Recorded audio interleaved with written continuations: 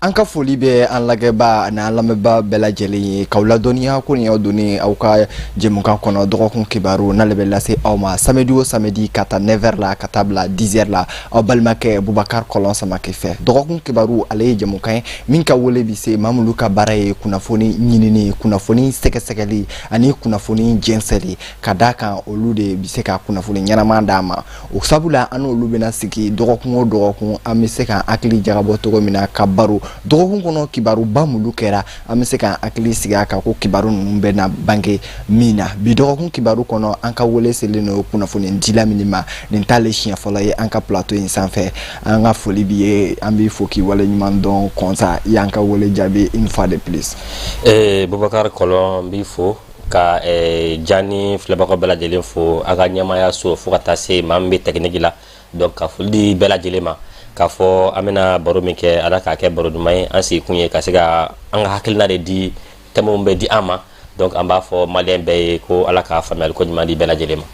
An bɛ fo k'i waleɲuman dɔn o de b'an don an ka bi dɔgɔkun kibaru kɔnɔ dɔgɔkun kibaru kɔnɔ bi kibaruba mulu b'an bolo an y'a ye k'a fɔ jeudi tɛmɛlen n'o bɛnna le 17 octobre ma an ka ministre min ka baara sigilen don an ka sɔrɔ bosoli ma n'an b'a fɔ o ma ministre de l'économie et des finances ani commerce ministre fo ka taa se patronat ma u ye sigi ka fɔ kɛ peut-être k'a yira k'a fɔ Mali juru min bɛ Mali la n'a bɛ fɔ o ma dette intérieure ni jamanaw b'a ta ko musaka dɔ ka ɲi ka sara o la a ye musaka min annoncé o ka ɲi ka bɛn 200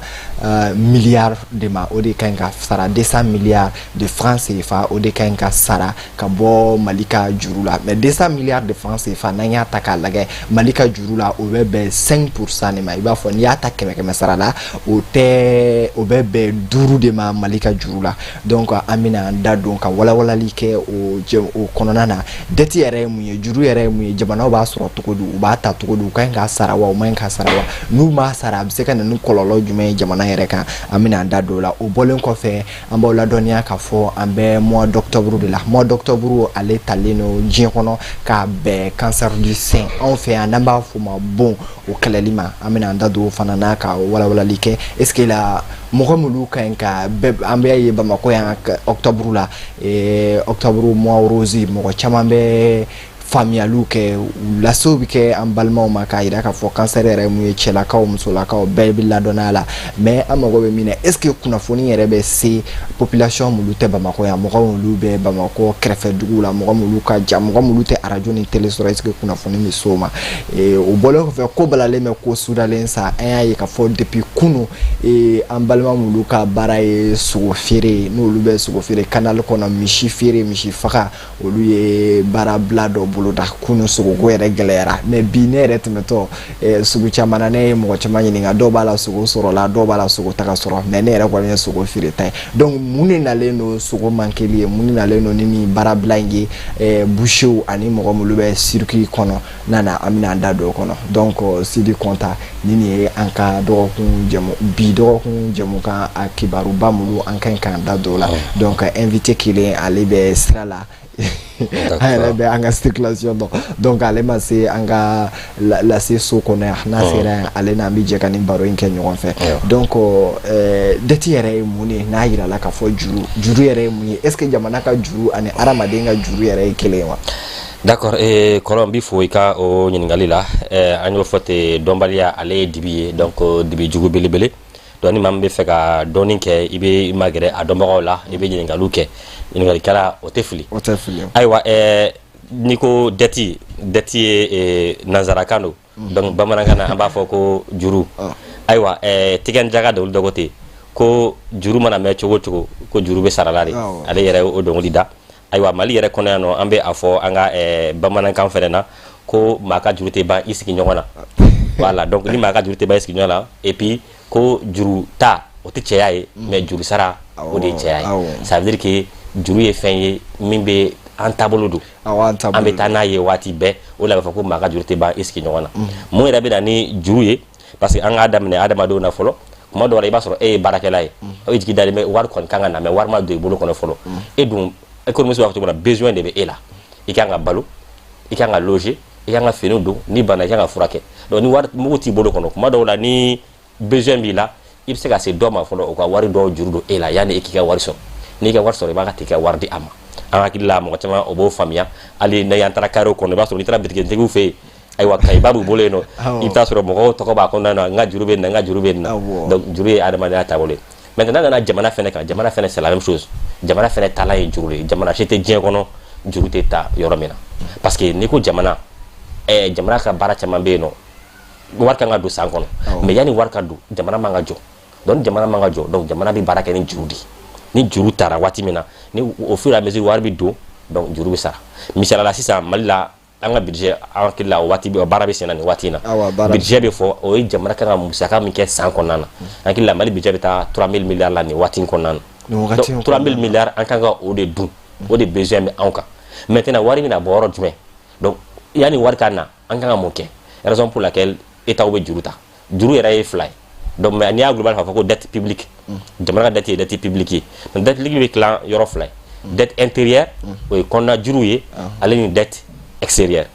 dette extérieure ye jumɛn kuma caman b'a mɛn ko jamana dɔ ye wari di an ma a y'a juru don an na ou bien mɔgɔ dɔ ye société dɔ ye ou bien banque dɔ ye nin di an ma a bɛ sara dɔ bɛ wele ko dette extérieur donc jamana wɛrɛ ye juru min don i la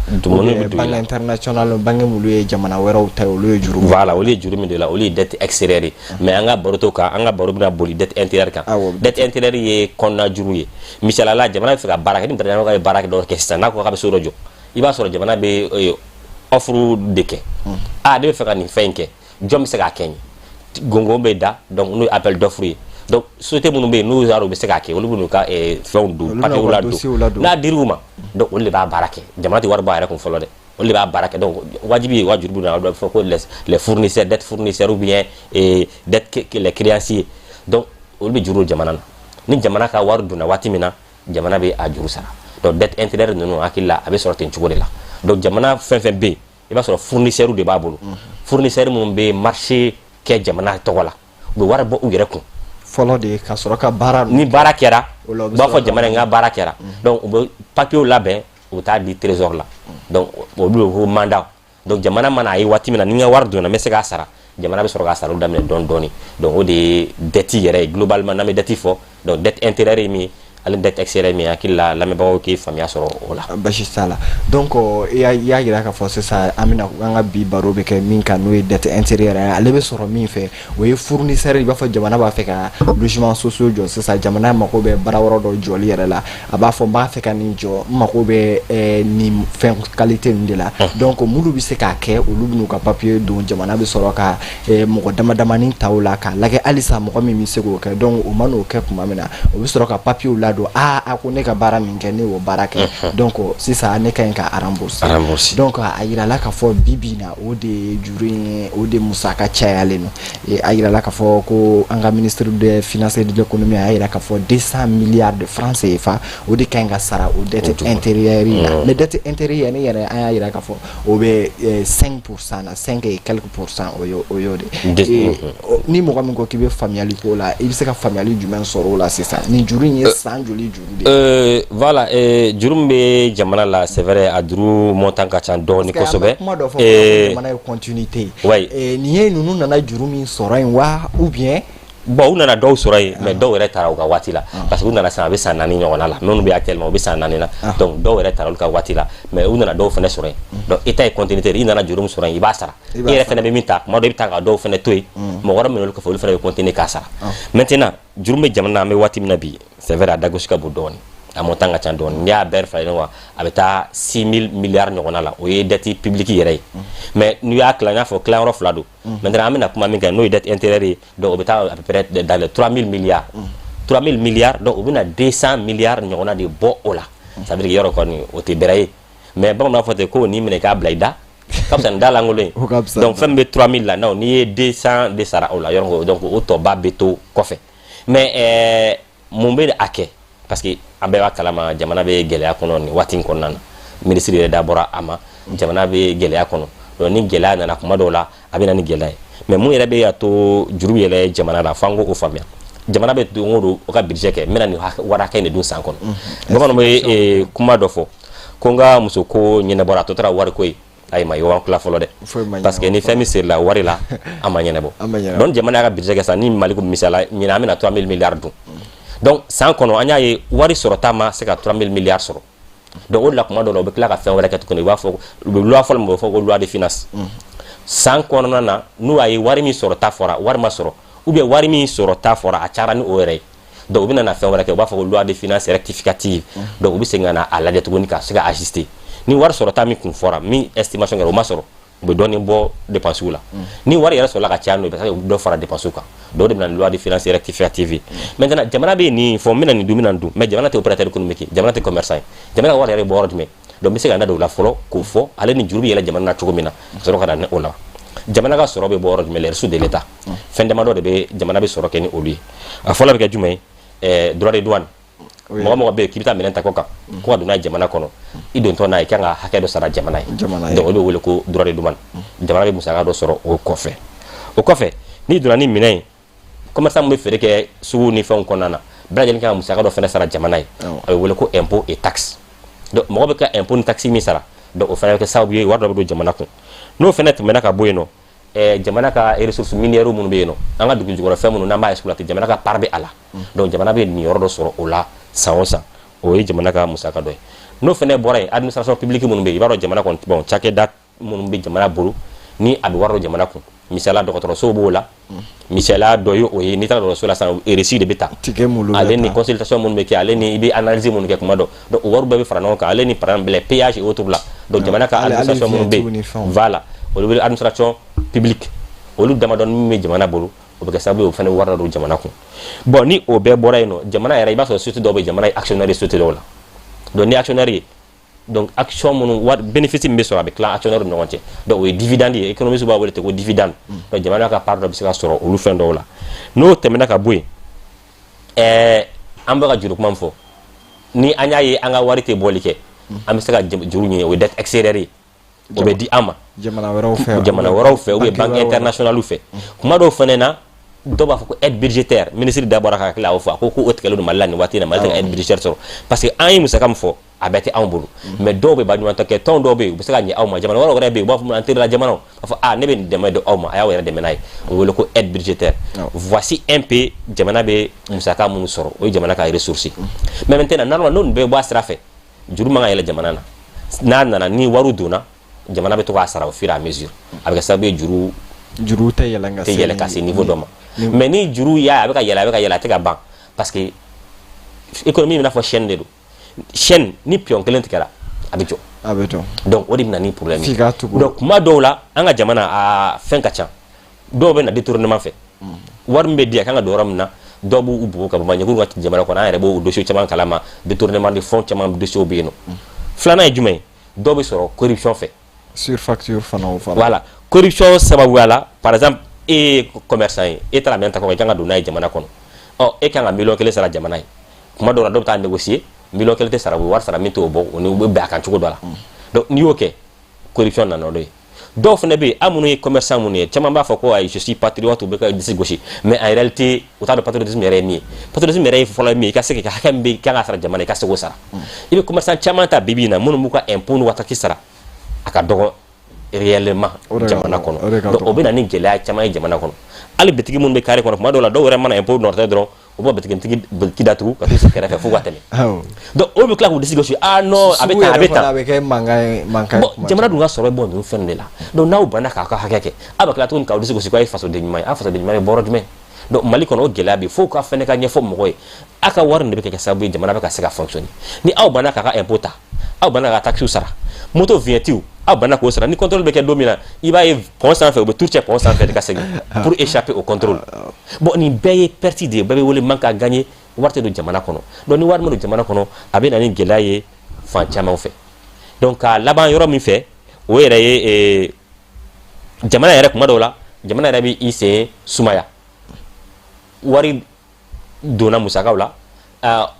opérateur bɛ taa wari di ko a ye n ka wari d'a ma donc kuma dɔw la u b'u sen sumaya u b'a fɔ priorité wɛrɛ b'an bolo min tɛ nin ye donc o kɛra sababu ye kɔsa in na fɛnw les opérateurs économiques u caman wulila ka mankanw ci fan caman fɛ o taara u dama gosi yɔrɔ caman na olu an y'a ye hali CNT membre dɔw bɔra u y'a kuma fɔ ko les mandats sont en souffrance parce que mandat bilalen bɛ trésor la a bɛ san 3 bɔ mandat tɛ ka sara donc o de nana sababu ye ni nin mankan yɛrɛ bɛ wulila je crois que c'est à la suite de ça ministre y'o ko de mɛn ministre yɛrɛ bɔra ko an bɛna sɛbɛn kɛ sababu ye an bɛna na dɔ sara ka bɔ juru la au moins hali n'a tɛ bɛrɛ bɔ mais ni minɛ i k'a bila i da o ka fisa ni da lankolon ye donc o de kɛra 200 milliards annoncés mais 200 milliards il faut reconnaître que a tɛ bɛrɛ foyi a tɛ foyi bɔ 5% sur les 3000 milliards dettes intérieures n'i ye 200 sara donc il va rester encore combien donc c'est trop min ka ca min tora o de ka ca min bɛna sara ye an tor'o la an yɛrɛ da donna répercussion tɛ min nin bɛ se ka kɛ kɔlɔlɔ jumɛn ni juru yɛrɛ ministre yɛrɛ ka lasela y'a jira k'a fɔ aide min olu kan ka don olu yɛrɛ ta ka sɔrɔ wa a bɛ mɔgɔ caman décourager mɔgɔ minnu yɛrɛ b'a fɛ ka baara kɛ ni jamana ye parce que wagati la an tun b'a ye opérateur économique minnu ni jamana tun bɛ baara kɛ olu de tun b'u disi gosi mais bi bi in na mɔgɔ caman bɛ ka décourager ou bien mɔgɔ caman bɛ taa solution wɛrɛ de t'a bolo parce que i ka wari bɛ taa kunbalan na mais o bɔlen kɔfɛ hali jamana yɛrɛ service public ou gestion na nin bɛ se ka kɛ kɔlɔlɔ jumɛn ye effectivement sɔgɔsɔgɔla bɔnɛ tɛ ban o bamananw b'a fɔ ten donc n'i ma a tu donc i bɛ a kunu donc o ye sɔgɔsɔgɔla bɔnɛ ye donc effectivement ni jamana fɛnɛ ma juru sara a kɔlɔlɔ ka bon kojugu n y'o de fɔ n ko économie ye chaîne de ye ni chaîne pion kelen tigɛra a bɛ répercuter fɛn bɛɛ de kan jamana ye bɛ mɔgɔw bila baara min na le opérateur économique ye u bɛ baara kɛ jamana ye k'o tigi de kan ka wari sɔrɔ n'a ma se ka sɔrɔ a temps donc olu bɛ bila problème kɔnɔ difficulté bɛ na entreprise kan entreprise caman kuma dɔw u bɛ bila difficulté la parce que olu fɛnɛ agent de wari bolo kan ka olu sara u tɛ se k'olu sara o kan ka fɛn minnu kɛ kuma dɔw u tɛ se k'o kɛ f'a bɛ kɛ sababu ye dɔw bɛ taa faillite la a senfɛ ni wari ma sɔrɔ joona n'a wari donna bolo donna wo kɔnɔ fɛn ma sɔrɔ bolo yɛrɛ o fɛnɛ baara na wo kɔnɔ kuma dɔw la yɔrɔ a gɛlɛya ka bon kosɛbɛ donc wari bɛ yen e jigida min wari kan ka sɔrɔ wari tɛ ka sɔrɔ a bɛ kɛ gɛlɛya ye i ka entreprise ma o ye kelen bon kuma dɔw i b'a sɔrɔ olu fɛnɛ i ye juru de ta banque de bolo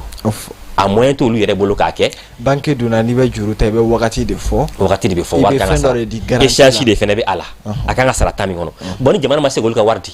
olu tɛ se ka banque ka wari sara banque fɛnɛ bɛ bila difficulté kɔnɔ donc problème de trésorerie bɛ na banque la an y'a ye nin waati kɔnɔ banque caman bɛ yen nɔ u bɛ ka gɛlɛya banque bɛ banque kan an b'a ye fɔlɔ ni école taw sera banque yɛrɛ de tun bɛ mɔgɔw wele a ye na ko prêt à rentrée scolaire ɲinan prêt à rentrée scolaire tiɲɛ na ne yɛrɛ tun bɛ to ka yala banque la k'a lajɛ a kuma dɔgɔyara kosɛbɛ et pourtant affiche bɛ peut-être banque mun bɛ k'a kɛ fɔlɔ banque yɛrɛ i bɛna dɔrɔn u b'a fɔ non i tɛ prêt ta wa prêt à rentrée scolaire n'i ye fonctionnaire i ka sara de banque la dɔrɔn o yɛrɛ de b'a proposer mais nin waati in na ne b'a ye ne bɛ tour kɛ banque dɔw la ɲɛ b'a la gɛlɛya caman ye banque kan hali n'i taara kuma dɔw la k'i bɛ taa retraite kɛ banque la n'a montant ka bon o b'a fɔ k'a tɛ se ka sɔrɔ kuma caman n'i taara i ka opération na banque la banque bɛ jɔ mɔgɔ kelen yɛrɛ kama parce que o mago bɛ wari u b'a f'i ye ko voilà wari min bɛ yen a tɛ se ka sɔrɔ ou bien u bɛ ɲininkali kɛ fɔlɔ jɔnw nana dépôt la donc mun nana dépôt la a y'a ta di fɔlɔ avant que donc retraite mɔgɔw ta ka se ka sɔrɔ donc o fɛnɛ ye conséquence dɔ ye min bɛ répercuter parce que jamana ma se k'a ka opérateur sara opérateur ma se ka banque ya wari sara donc banque fɛnɛ kuma dɔ olu fɛnɛ bɛ banque wari bɔ an b'a fɔ banque ma banque secondaire olu de bɛ an ka jamana kɔnɔ donc olu fɛnɛ bɛ wari bɔ waati dɔw la banque centrale de kɔnɔ olu bɛ wari di olu ma donc ni olu bɛɛ bloqué i b'a ye o bɛɛ bɛ bloqué donc c'est une chaîne a répercussion bɛ taa boli olu bɛɛ kan kelen kelen bon ni banque fɛnɛ ma se ka liquidité trésorerie tɛ yen nɔ a bɛ na jouer tuguni jamanadenw fɛnɛ kan i b'a ye jamanadenw bɛ commencer ka kule daminɛ o la nin kɔsa in na an b'a ye mɔgɔ caman bɛ ka kule ko tɔɔrɔ bɛ yen dɔw ko dugu bɛ kaki parce que juru minnu bɛ yen a ma se ka sara donc o bɛ répercuter entreprise kan entreprise bɛ répercuter banque kan banque fɛnɛ ka bɛ répercuter kuma dɔw la maa minnu yɛrɛ ka wari bɛ banque la n'u bɛ fɛ k'a labɔ u tɛ se k'a labɔ donc wari finalement wari bɛ tunu circulation yɛrɛ kɔnɔna na je crois que ministre yɛrɛ y'o fɔ ko nin 200 milliards ni mana se ka sara a bɛ kɛ sababu ye au moins wari dɔ ka se ka ye circulation na dɔɔni ka se ka bɔ an ka kulo la dugu bɛ kaki tɔɔrɔ bɛ yen peut-être an bɛna fɔ kuma dɔ la a bɛ ka saba dɔɔni un peu basi t'a la o de b'an se an ka question da fɛn na sisan ministre y'a jira k'a fɔ nin conférence in kɛra nin lase in kɛra le 17 de ministre y'a jira k'a fɔ le 21 décaissement bɛ daminɛ an y'a ye promesse de don certes 200 milliards ni mɔgɔ min y'a mɛn 200 milliards de francs CFA ne yɛrɛ ka to ka émission in labɛn kuma caman ne ye 20 milliards de fɔ mais mulu min ne kɛrɛfɛ olu b'a fɔ 200 milliards ne yɛrɛ mana 200 milliards in mɛn mais fo ne nana 5% ye kuma min na ne ko a tɛ bɛrɛ représenter a ka mɔgɔw ɲuman na ni minɛ i k'a bila i da o ka fisa fɛn t'i da ye mais n'i y'a jateminɛ a ka dɔgɔn juru min bɛ jamana na mais le 21 ni sisan cɛ est ce que e ka kunnafoni ɲini yɛrɛ okumu kɔnɔ e b'a kalama ni ministre ni dɔ sera ka sara fɔlɔ wa ni opérateur ye dɔ sɔrɔ fɔlɔ wa parce que kuma caman promesse caman bɛ ta u ye kɔfɛ u bɛ tila k'a fɔ a ma bɔ a sira fɛ o y'an ka service caman ye que ça soit les anciens ou bien même domaine caman na u b'a fɔ u ye promesse ta ye mais hali sisan a ma bɔ a sira fɛ Bon, en réalité, jamana bɛ nin kɛ waati caman parce que ni mɔgɔ n'u y'a ye mɔgɔw ka mankan cayara kulekanw cayara fo an nana ye CNT yɛrɛ membre bɔra k'a fɔ ko vraiment ko ça ne marche pas, ça va pas parce que opérateur ye CNT mɔgɔw approché k'u ka gɛlɛya f'u ye u bɛ tila k'a fɔ radio kan donc fo CNT membre dɔ yɛrɛ bɛ yen ni les économistes aussi ale yɛrɛ bɔra radio dɔ la a ko vraiment ça va pas ko les mandats sont en souffrance o y'ale ka terme ye a yɛrɛ y'o fɔ ten donc pour apaiser la situation état bɛ bɔ waati dɔ la a bɛ annonce kɛ mais ale ni kuma dɔ la sur le terrain a bɛ kɛ kuma min na a cɛ ka jan a cɛ ka jan kuma dɔ n'a fɔ jɛgɛjalan ni baji a bɛ se ka kɛ u bɛ se k'a sara mais ala ko tiɲɛ ne ma mɔgɔ sɔrɔ k'a fɔ min y'a fɔ ko fɛn sarala ye fɔlɔ pour ma mɔgɔ sɔrɔ parce que n ye opérateur fɛn dɔw ɲininka Salo parce que n bɛ école ko domaine kɔnɔ Salo j'ai vu que les promoteurs d'école parce que yɔrɔ état bɛ a ka écoledenw lycéens état tɛ se k'u bɛɛ ta u bɛ dɔw orienté ka taa lycée privé la donc n'u bila lycée privé bon promoteurs ka wari bɛ yen nɔ depuis Salo na sini u y'a kuma daminɛ a ma se ka sɔrɔ Salo yɛrɛ u ye 3 semaines ɲɔgɔnna kɛ grève la pour que wari in ka sɔrɔ donc n'olu dɔw ɲininka ko pour le moment olu kɔni ma fɛn ye se que turu ma se olu ma fɔlɔ ou bien c'est pas olu sen b'a la olu sen t'a la olu kɔni ma fɛn ye fɛn minnu fɔra donc comme u ko ko a bɛna sara de yanni fo san laban cɛ san laban ma se fɔlɔ peut-être an bɛ se ka an jigi da yanni san laban cɛ u bɛ se ka wari sɔrɔ parce que l'État a les moyens ka se ka a wari sɔrɔ bon o fana bɛ kɛ ni juru wɛrɛ de tuguni parce que u bɛna dette intérieure de sara mais pour que ka se k'o sara u bɛ dette extérieure de ta sisan u bɛ juru ɲini wala kɔfɛ jamanaw dɔw bolo olu bɛ banque internationale n'u sera k'o juru sɔrɔ donc u b'o kɛ ka sababu ye ka juru intérieure sara a bɛ kɛ sababu ye wari bɛ se ka circuler jamana kɔnɔ mais k'a fɔ ko jamana bɛna wari yɛrɛ de créer an tɛ wari créer dɛ chaîne de do mais ngali wala say ko wari ninnu sɔrɔ banque internationale la il faut que jamana ka condition dɔw de remplir bien sûr FMI ta kalama an bɛ condition dɔw de bɛ imposer est ce que an bɛ situation politique min na bi an ka jamana kɔnɔ an bɛ transition min na i b'a fɔ Sahel jamana caman b'a kɔnɔ est ce que aujourd'hui économistes ani banquiers b'a fɔ profession na an bɛ se ka yɛrɛ ka juru sara terme dɔ b'u bolo ka yɛrɛ ka fɔ est ce que e bɛ se k'i yɛrɛ ka juru sara est ce que garantie bi e oui effectivement mɔgɔw bɛ a condition stabilité politique fana de bɛ se ka kɛ sababu banque ka condition parce que pour les banques ka juru de la condition ka ca mais o t'a bali an y'a ye hali transition kɔnɔ u ye juru dɔw demander u y'a sɔrɔ parce que partenaires wɛrɛw bɛ an na sira dɔw fɛ an bɛ se ka juru sɔrɔ sira minnu fɛ donc u ye juru dɔw demander hali montant min demandera sa u ma se k'a sɔrɔ mais au moins u sera ka montant dɔ sɔrɔ n y'o de fɔ donc u bɛ se ka baara kɛ ni o ye kelen hali kɔsa in na an y'a ye avec inondation minnu kɛra an ye damakasi kɛ an mago bɛ dɛmɛw la ali États-Unis ye dɛmɛ dɔ di anw ma pour que mɔgɔ minnu qui sont victimes de l'inondation musaka dɔ ka se ka bila u la donc o n'a ɲɔgɔnna bɛ se ka kɛ o ni jamana yɛrɛ vraiment ça va pas a y'an dɛmɛ donc mɔgɔ bɛ sɔrɔ min b'an dɛmɛ mais a bɛ bɔ e de da maa min kunkolo bɛ a dimi a bɛ bɔ e de da ko i kunkolo bɛ dimi sinon maa t'a dɔn k'i kunkolo b'i dimi dɛ donc ni jamana yɛrɛ tiɲɛ na ni situation min bɛ ne kan ni gɛlɛyalen don a ye an dɛmɛ donc mɔgɔw bɛ se ka sɔrɔ teri jamanaw la mun bɛ se ka appuyer an ka se ka juru sɔrɔ ça c'est une possibilité ou bien olu yɛrɛ bɛ se ka kɛ sababu ye ka juru dɔ di anw ma le temps que an bɛ se ka fiɲɛ ta waati min na basi t'a la o de b'an sɛnsɛn ka don an ka bi jɛmukan filanan kɔnɔ jɛmukan filanan ale tɛ dɔwɛrɛ ye an ye lase k'a la ka fɔ ni an b'a jateminɛ ka fɔ san o san nin kalo in talen don ka kɛrɛnkɛrɛnnenya ka bɛn cancer de sein kɛlɛli ka cancer de sein bamanankan na an b'a fɔ ale ma sin ka bon cancer dan tɛ cancer de sein dɔrɔn ye cancer modèle caman bɛ yen mais bi na an bɛna concentrer min o ye cancer de sein de cɛw bɛ ladɔnniya muso bɛ ladɔnniya a mesure de prévention na parce que bana min do certes a cancer de sein n'i y'a fɔri ye tantôt i b'a fɔ ko muso bana do mais a dɔw la n'a ye muso sɔrɔ a kɔlɔlɔ tɛ d'ale dɔrɔn na parce que an b'a kalama anw ka société la muso ye so plié de donc la o sensibilisation ye an b'a ye kuma caman a bɛ taga Bamakɔ de sɛgɛrɛ kuma caman information bɛ circuler Bamakɔ yan de an bɛ affiche ye Bamakɔ yan an b'a mɛn télé ni radio so la Bamakɔ yan de mais mesure jumɛnw de talen don en terme ka se information yɛrɛ taabolo la ka se an ka sigida wɛrɛw la minnu tɛ Bamakɔ yan ani minnu yɛrɛ kumalu la i bɛ cancer de sein f'u ye u ka togodaw la u t'a faamuya donc an ka maa filanan n'ale fana ye kunnafoni ɲinina ye n'ale tɔgɔ ye Fati Yasara ale donna an ka studio kɔnɔ yan ale b'an bolo yan an ka foli b'i ye madame Fati Yasara bonjour. Bonjour monsieur Samatou. Merci pour la disponibilité. Qui circulation a bloqué au niveau de l'Ilmadio, au niveau de, comment on appelle, les marchés à détail de Niamana. C'est ce qui m'a un peu retardé. Voilà, merci pour la patience. Merci à tout le monde. Oui, je suis à vous. Ah, ok. Donc, en cas, en cas, temu foloka, mais en cas, na beno bantola ere. Donc, en cas, temu flana o bibi na o concentré no cancer de sein nika. Ben, cancer de sein ere ni ko iba a définir cancer de sein ere jumedi. Voilà, mo mi intado cancer e femi. D'accord. Cancer de sein ne ko ni ko nga kuma kan be commencer à bomber dans la parce que ma tante paternelle mouye no wolofa o koromso cancer de yafa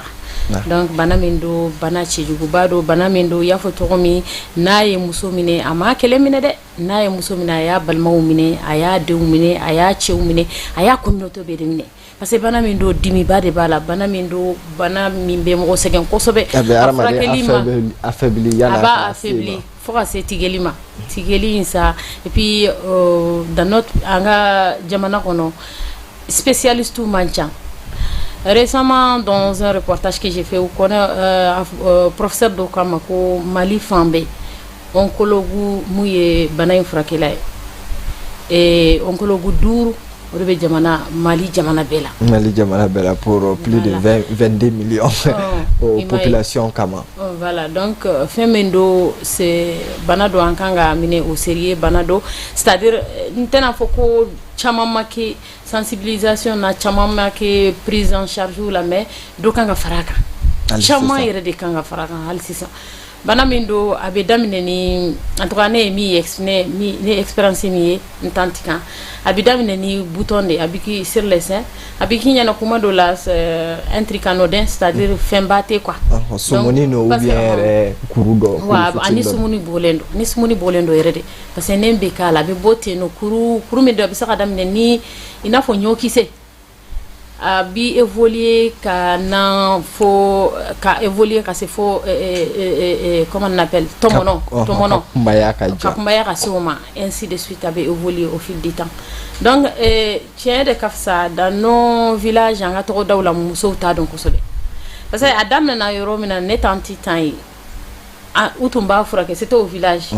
utumba fura que ni tabakumba nunu ani zegene voilà zegene ka okuru blatasma kono ka tasma la ka jeni fura fi ka kala ka shin ka ke 5 ans pour nous et bonde c'est-à-dire bon fanabe minte cancer c'est-à-dire pour nous elle a été même envoûtée après c'est-à-dire on a crié à tout quoi sauf la solution quoi. Oui, sauf la solution. Donc à Toro là avec un bonya kata ça c'est métastase à Taraya Faribemine. Donc là mon père il était expatrié à tombé à Abidjan nana est Tombouctou et Antarana est docteur Sola ou c'est trop tard. Il était à Serayorom c'est très critique quoi. Ah c'est que oui néanmoins Kuba c'est ka furakala ou tomber calma ou kala ni sérum mais c'est pas la solution. Donc à Antoré non et malheureusement pour elle il a sera étape mona ko faut akatigede parce que na matige droit ba d'ici enfant quoi. Donc c'était pas facile pour elle, c'était une hécatombe, c'est-à-dire qu'elle a voulu dégumbade rien que le fait que aya me ko shindimi mimba la fa katigede yale kastoni shinkele okera dramba de ale vulu. Donc elle a beaucoup souffert, on a souffert avec elle parce qu'en bas donné kata docteur Sola en bas donné kana je reviens un peu à un borgamofo au départ que ce n'est pas une maladie d'une seule personne, c'est une maladie communautaire au fait. Oui, si je peux le dire. Parce qu'en mon société il y a ce qu'il y a des cas, il me recueille un banana kaba, d'où bébé guerala, donc avec d'où bébé affecté émotionnellement, voilà, financièrement, bébé contribué. Tout à fait. Donc finalement, oui à Chintigue, Tombouctou. Bon, 2 mois plus tard, au Tarana village, là, ça commence à aller. Mais pendant tout ce temps, la douleur c'est des journées de douleur et des nuits de douleur, hein. Mais au Tarana village là, malheureusement elle a succombé à cette profonde blessure à Maseka Balo. Donc depuis là toute la famille, ses enfants, nous qui sommes les enfants de ses frères et sœurs là, pour nous c'est un truc héréditaire. Donc, du coup c'était la psychose, c'était vraiment la peur au ventre quoi. Chacun se demandait est-ce que ce n'est pas moi la prochaine victime. Donc heureusement le professionnel de la santé, en tout cas, Doni Kelau, docteur, ou Tora indication de Damako, Ikatoka, il contrôlé par mois, surtout quand il y a en règle. En tout cas, une fois par mois, il faut te palper les seins, Kadigidi, Kaladiela, tu sens pas une boule ou quelque chose comme ça. Dès que tu sens quelque chose, il faut te rendre, en tout cas, dans les centres de santé les plus proches, Minkasuru est là, Kaira. Et au moins, ils peuvent te faire le reste du chemin, te donner des indications, voilà, pour parvenir à un professionnel qui pourra t'aider. Parce que ni il y a dans la vie la journée d'or. Akachan l'a fait. Il dit en tout cas, même si Bana m'a frappé de façon entière, on va calmer quoi. On va sera dans l'évolution stoppée. Et pour éviter l'évolution justement. Ok. Donc ok, Ami Lamé. Voilà, c'est ce que je connais sur la maladie. C'est une maladie très très grave. Ami c'est qui m'en sonne c'est ça. Et monsieur Kunta amé mo chama nouvelle sensibilisation qui cancer de 5 ans. On va faut bamanakana est-ce que a famuna parce que ni ko doron bon on ga no société ne bon et mta doni to wéré bala ou bien ni médecin on de soro mais ne ko ni témoignage mulu mais olu ba ira ka fo est-ce que manka to wéré ni la parce que ni ko bon doron o ikele ka banen attribuer mo wéré de là alors que banen il fait chaman bala quoi a te se ka attribuer mo wéré là en ka dumuni ke taw bala en génétique yere bala il va faut adeli là ka mo do soro so kono o te ka be ne soro mais ne ko nka ngi ta shala mo ko nyumana ko antécédent bala ko fin mo mi fa ni o fin su na to ite joga kono est-ce que bamanan ka ngere la cancer famuna en société la a traduction yere ka ke bon effectivement yo mi fo kuma do la benani confusion et doni mais bon c'est alto kana be non modo il va se be fo to donc ce sont les homonymes. Voilà, il va se croire que mais ou bien prononciation est kelé quoi. Mais la babé, badji, aleni iwoloba, donc au non. Donc ni fait même chose, mais faut regarder farfacia mogoye. C'est vrai nous est bon sur donc faut regarder fait bon fly. Ni ko bon, mo ni fin do yi bon, no fa ko bolono. Do ba fa ko bolono. Très généralement yoro en Afrique on dit ka champion na modi fo. Ni fin ni sur donc madola ita flega do fa ah non ka ça de dabali. Donc do fa dabali, do fa ko bolono. Do ba fako bon o fena beti mais si na bana fene donc yo fene to da ko bon mais biska mi fara peut-être si na bon donc mo bo fote ou be si bana mais kon avec une confusion peut-être biska fara facia parce que anga mo famba makala surtout et ay mi fene fok mo do a départ mana damene chama ba fote ni ko do de mbo donc parce que be kurundo ou la dro wa bla ko bolo nodu do fo amana juwa ka nyefe donc abena ke asro c'est déjà trop tard donc femi kondo chaque mois mon docteur a un reportage qui a s'en fait ni a s'en demandé aussi ça non est à moi qu'on sera octobre rose donc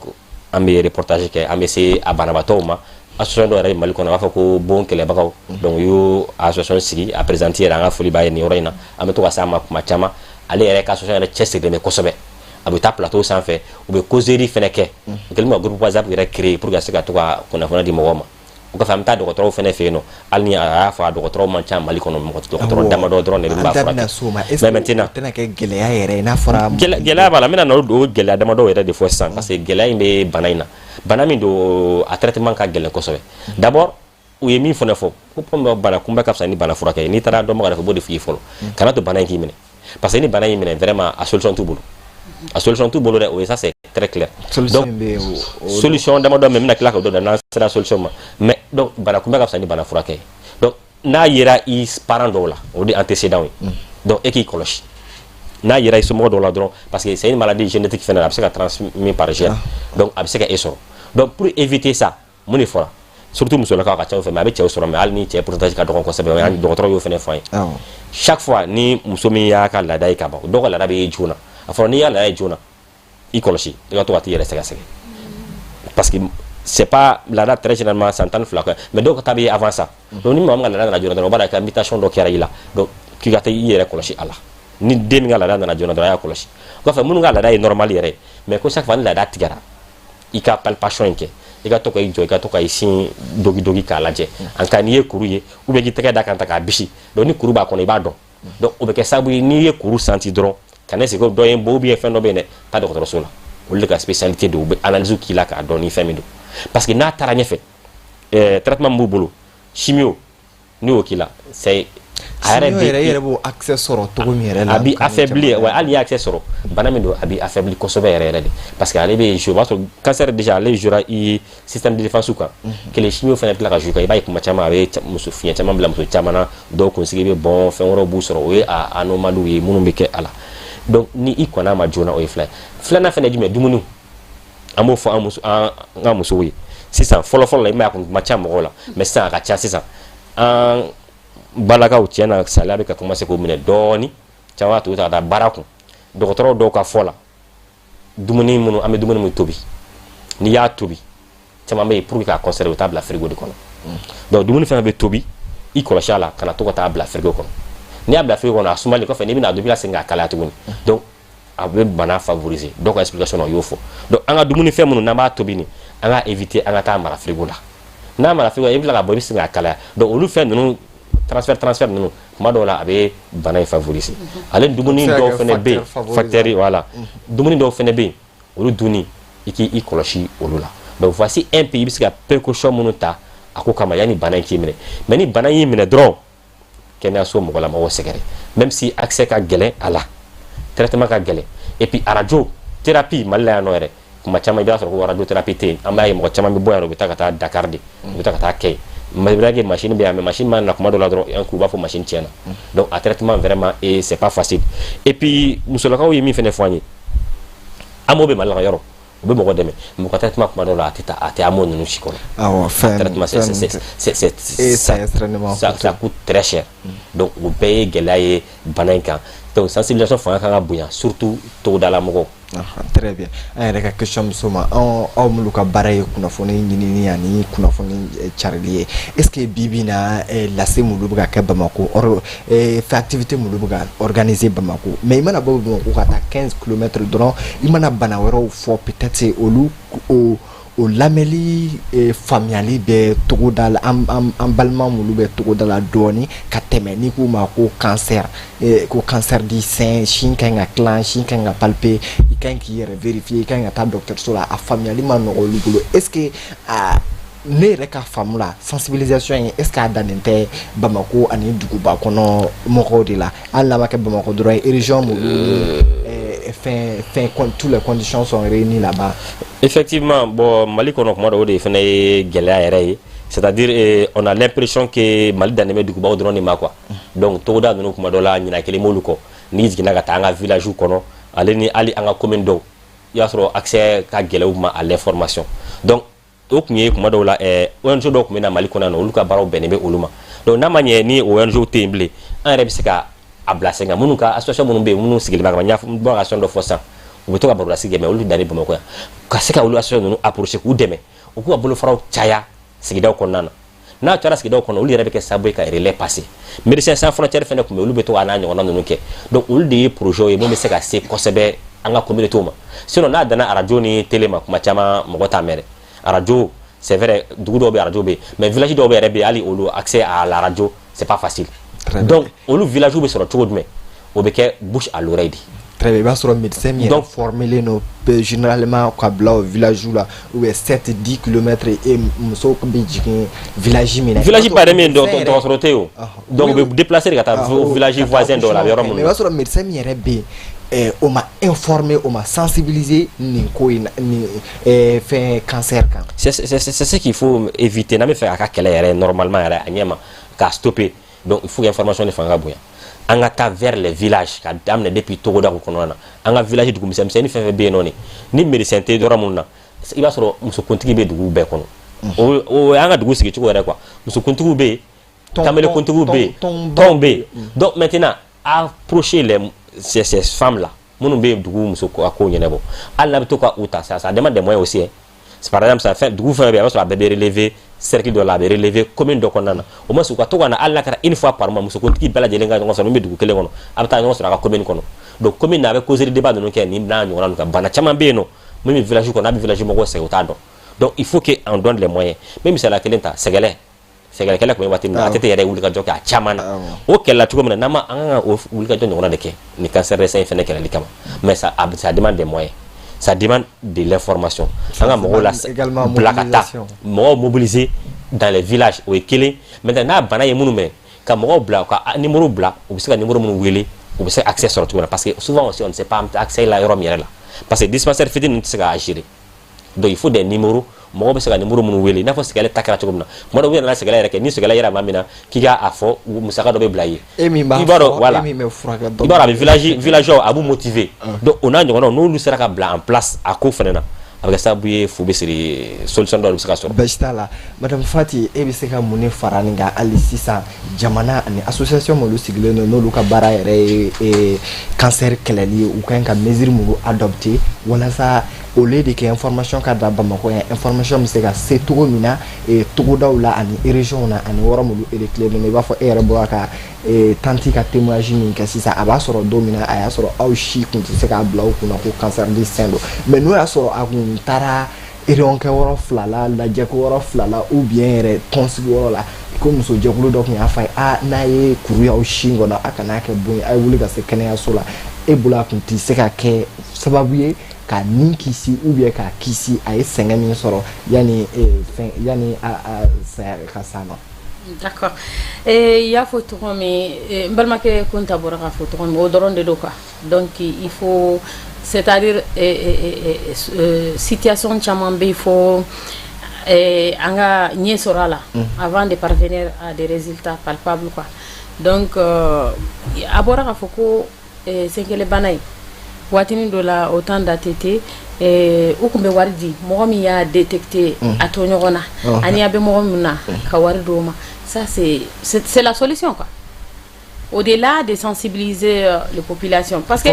il faut les encourager parce que une chose est de sensibiliser les gens, une autre est de mettre des moyens pour comment on appelle booster leur courage, booster leur énergie. Il se peut que si sensibilisation kake village ou là chez les chefs de village par exemple réunion hebdomadaire ou mensuelle ou semestrielle, je sais pas moi, en tout cas nous mais il faut toujours avoir un appui quoi. Pour la maladie dont nous parlons tantôt, nous y a que appuyer les populations, c'est-à-dire c'est comme un appât quoi. Ni au que wajibi les gens vont se déclarer et ceux qui sont malades vont se déclarer et ceux qui sont dans l'entourage aussi peuvent déclarer les malades au Bessara Doni, au Bessara Chamamboala. Donc, je crois que la sensibilisation, il faut délocaliser la sensibilisation, par exemple. Parce que, comme vous l'avez dit, c'est les capitales régionales et les districts de Bamako, il faut le dire. Parce que, comme je l'ai dit, la sensibilisation par rapport à cette maladie-là, depuis 600 avec Ake, mais au village là, par exemple, dans mon village, à 50 km de Tombouctou, Morotado, Wahal Sini, Morotaro naye mumina dro abikanya noko nesina muso do nodo nesina muso de ou bien c'est pas subara ou nodo. Donc il faut vraiment que sensibilisation attaque dans les fins fonds des villages quoi. Kata dugumi seno yere la kata moko la sigi ka fo et puis kakumani dugumi seno ka autorité notamment dugutigi danga no ani dans chaque chef de dans chaque famille chef de famille ani comment il y a photo mais déjà la structure est faite maintenant aller vers le village Salmarata Kamoro sensibiliser Kosovo mais pour moi le plus important la plus grande solution c'est vraiment ce qu'on appelle les encourager quoi, les amener à se déclarer, les amener à comment on appelle à déclarer celui qui est malade dans l'entourage. Ça c'est une très belle solution, mais je demeure quand même convaincu qu'à Foko comment on appelle sensibilisation à Matayoro Djanade à Konibe Bamako capitale régionale ou là à tes villages ou là c'est jusqu'à présent là où je te parle dans certains villages Morotaro Mendido dès que tu sens c'est mal là tu te dis que c'est un mauvais sort mais par exemple village mina et bolo peut-être ali santé mo mulu ere quel est spécialiste parce que généralement on ka jamana sigle no to ko me ba soro village bela et ali jigini worote a bela donc 7 km 10 km de que voilà ça c'est que structure sanitaire de la commune voilà ça jigini mais c'est que e bolo allo médecin no allo sagi femme no matrone no min olu ma ka ta jamana yɛrɛ fɛ ka n'u former u ma fɔ k'u kɛ oncologue ye mais k'u former dɔrɔn moyen de sensibilisation na ani moyen de prévention na i b'a fɔ sin palpeli ani n'i ye kuru y'a kɔnɔ i kan ka mulu kɛ ani ka numéro bila e bolo n'olu former la est ce que o bɛ se ka dɔ bɔ cancer ka circuit la bi parce que certes chiffre mulu bɛ ka fɔ diɲɛ yɛrɛ kɔnɔ ani jamanaw kɔnɔ o y'a ye mulu bɛ ban dɔgɔtɔrɔso la mulu bɛ so kɔnɔ n'a ye olu dɛsɛ so kɔnɔ n'olu hali sisan a b'olu ka mɔgɔw ɲɛna ko bon no karisa nɔ don o de ka ca min bɛ ka déclarer wa an ka farafin jamanaw dɔrɔn tɛ diɲɛ jamana bɛɛ don. Oui, ne fɛ o kan ka kɛ sensibilisation kan ka kɛ formation kan ka kɛ au niveau de comment on appelle de centre de santé dans les des agents de santé. Des agents de santé je vais dire tiɲɛ de don a kan ka kɛ parce que fɛn min don hali o docteurs minnu qui représentent les centres de santé là dans les petits villages olu yɛrɛ t'a kalama a dɔw bɛ u t'a dɔn donc il y a lié que wajibu dɔ bi dabali ka tigɛ yasa olu yɛrɛ ka bɔ a kalama olu yɛrɛ ka se ka fɛɛrɛw ka former ka fɛɛrɛw yir'u la u bɛ se ka muso ninnu dɛmɛ cogo min ka se ka na a ɲɛf'u ɲɛna n'u nana olu fɛ o la olu fana bɛ se k'a fɔ ko ni kɔni min bira ne kɔni sikalen don nin de donc n'an k'a kɛ tan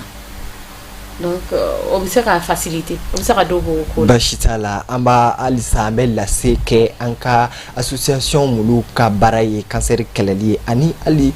jamana yɛrɛ ye k'a fɔ an bɛ deli ka min fɔ bana kunbɛn o ka fisa ni bana furakɛ mesure de prévention o ka fisa hali sisan bana in furakɛli ye Kunta e b'a fɛ ka dɔ fɔ. Ouais, ne fɛ ka point kelen fara a kan moyen de prévention na musolakaw fana dɔgɔtɔrɔ ye min fɔ an ɲɛna sin di den ma o fana bɛ kɛ sababu ye ka to ka bana in risque dɔgɔya kosɛbɛ donc an b'a ye muso caman bɛ yen kuma dɔw la u b'u ban sin di ma den ma u bɛ taa biberon de san voilà donc i ka sin di den ma maa o maa bɛ sin di den ma régulièrement fo den ka se au moins 18 mois ɲɔgɔnna ma ni den y'o sɔrɔ donc a dabɔ a bɛ kɛ sababu ye a bɛ bana in kɔlɔlɔ dɔgɔya o ye filanan ye wololaka min fana bɛ da o ye association bɛ min fɔ an ye état kɛlen tɛ ka bana in ta en charge donc olu tun bɛ fɛ état ka fɛɛrɛ kɛ i ɲɛsin bana in ma parce que bana in traitement n y'a fɔ ça coûte très très cher donc a traitement bɛɛ bɛ n'a ye mɔgɔ min na traitement bɛɛ bɛ o de kan donc olu bɛ fɛ état ka vraiment fɛɛrɛ kɛ n'u bɛ se ka bana in ta en charge cogo min na traitement dɔ ye radiothérapie u bɛ radiothérapie min kɛ radiothérapie in kɔlɔlɔba de bɛ a la kuma da donc musolakaw de don kuma dɔw la i b'a ye caman yɛrɛ bɛ ban ka taa u b'u sigi n'a ye ka taa farafin furakɛ parce que radiothérapie inconvénient min kuma dɔw la a bɛ dɔw kunsigi bɛ bɔ n'i ko muso n bɛna tila ka s'o ma n'i ko muso an ka yanni an ka se sintigɛ ma parce que n'a jɔra i bɛna se sintigɛ radiothérapie kuma dɔw bɛ dɔw kunbɛn mais n'i ko muso masiri dɔ ye kunsigi donc n'i ko bana min na i kunsigi bɔn dɔrɔn a bɛ kɛ sababu ye dɔw b'u ban donc il faut des psychologues même état bɛ psychologue minnu yɛrɛ ye recruter k'u bila ninnu banabaatɔ ninnu ka se ka u ka prise en charge kɛ ka essayer k'u la sensibiliser k'u la faamuya n'a sera niveau dɔ fɛnɛ ma laban ye sin tigɛli ye ala kana kɛ cɛ jɛna o de ye solution ye parce que solution wɛrɛ foyi t'a la ni sin ma tigɛ i tɛ bɔ a la donc muso dun n'a fɔra muso ye k'a ka sin tigɛ a bɛ muso caman hésiter b'u ban a ma donc a vu donc fo état yɛrɛ de ka wuli k'i cɛsiri nin ko in na ka psychologue bila ka musow la sensibiliser o ye kelen parce que dɔw yɛrɛ b'a fɔ ko ni sin tigɛra n cɛ bɛ sɔn an banna dɔw bɛ taa yiriden wɛrɛw fɔ donc parce que a n'a ɲɔgɔnnaw kɛra an y'a dɔw ka témoignage sɔrɔ u sin tigɛlen vraiment a kɛra degunba de u ka couple kɔnɔna na donc il faut vraiment état kɛ impliqué nin ko in na et puis traitement n y'a fɔ caman bɛ yen n'u ka traitement daminɛna u bɛ taa Dakar de bɛɛ bɛ taa jamana wɛrɛ la ka taa traiter parce que Mali yan nɔ on n'a pas les moyens techniques ka se k'a traiter donc de mettre des équipements dans nos hôpitaux ou bien ka se ka centre yɛrɛ dayɛlɛ spécialement a kama centre min bɛ cancer de sein yɛrɛ kɛlɛ donc n'u ka problème la dɔrɔn ka se olu ma o centre ninnu kɔnɔ non seulement dɔgɔtɔrɔw bɛ yen kelen il faut des psychologues minnu bɛ thérapie de couple kɛ mɔgɔw kun parce que ne a ye min muso sɔrɔ i kana ye muso rejeter i k'a magɛrɛ i la i k'a dɔn k'a fɔ ko bana bɛ se ka adamaden bɛɛ sɔrɔ donc ka thérapie kɛ couple kɛ parce que an cɛlakaw kuma dɔw la ni muso banna dɔrɔn muso ɲuman a ka d'an ye mais n'a banana an b'an ba la dɛ cancer de sein muso bana de don voilà donc vraiment état ka nin ta en charge a bɛ kɛ sababu ye muso caman bɛ degun kɔnɔ nin waati in na vraiment a bɛ bɔ degun kɔnɔ a b'u lafiya dɔɔni au moins. Madame Fati n'i b'a fɛ ka dɔ fara a kan an ka émission wagati min choisira ka d'a ma o sera a dan na. Oui ne bɛ fɛ ka mun fɔ autorités ye o de ye ka fɛɛrɛ tigɛ yasa dɔgɔtɔrɔw ka caya pour un Mali tout entier oncologue 5 ka dogo dɛ o ka dɔgɔ a ka dɔgɔ u ka fɛrɛ bɛɛ tigɛ sasa ne bɛ ka min fɔ sisan a bɛ dɔ kun ta ka kuma na parce que a ko État ka fɛrɛ tigɛ mais n b'a décortiquer dɔɔni parce que o fɛrɛw ale ko psychologue b'a la donc ani thérapie de couple n'a ma ɲa ka docteur so yɛrɛ équipement en terme mais u kana ɲinɛ fana u ka dabali tigɛ ka docteur formé k'u jɛnsɛn ma région ni cercle la parce que sisan psychologue ninnu mana sɔrɔ o ye acquis dɔ ye